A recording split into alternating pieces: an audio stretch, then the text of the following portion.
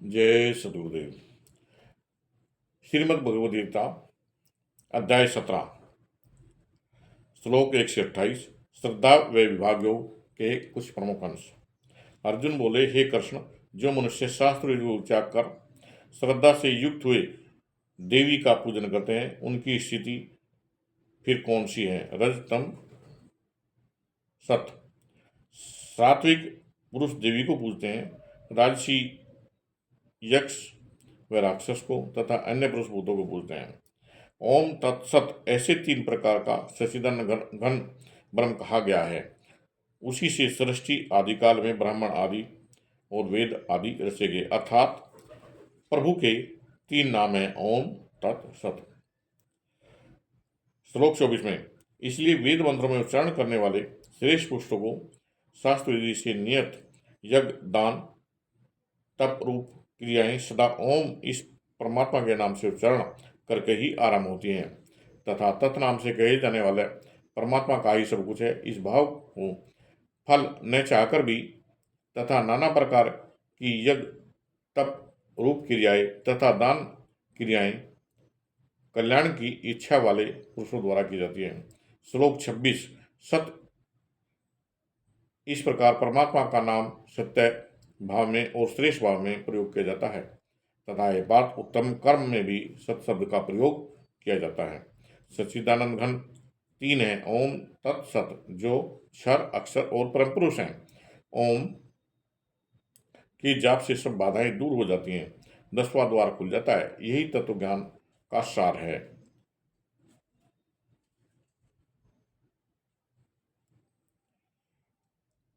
अध्याय 18 1 से 78 श्लोक।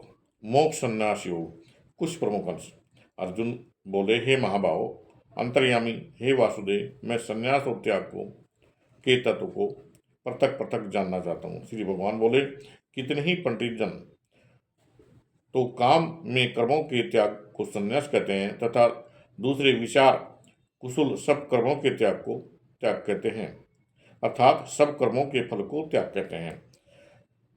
क्योंकि शरीरधारी किसी भी मनुष्य द्वारा संपूर्णता से सब कर्मों का त्याग किया जाना शक्य नहीं है, इसलिए जो कर्म फल का त्याग है वही त्यागी है, यह कहा जाता है।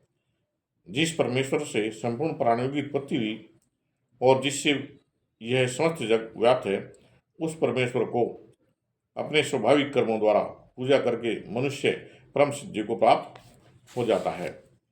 श्लोक 22 में कहा, हे भारत, तू सब प्रकार से उस परमेश्वर की ही शरण में जा।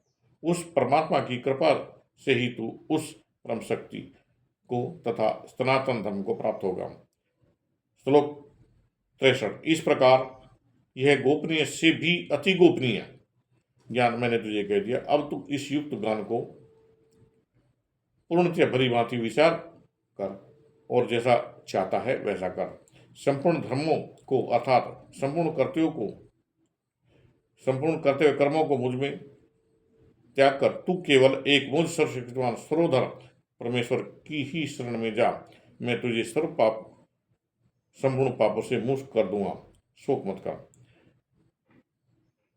श्लोक 78, हे राजन, जहाँ योगेश्वर भगवान विष्णु श्री कृष्ण हैं, हे राजन, जहाँ योगेश्वर भगवान श्री कृष्ण है और जहाँ गंडीव धनुषधारी अर्जुन है, वहीं पर विजय विभूति और अचल नीति है, ऐसा मेरा मत है। जय सद्गुरुदेव।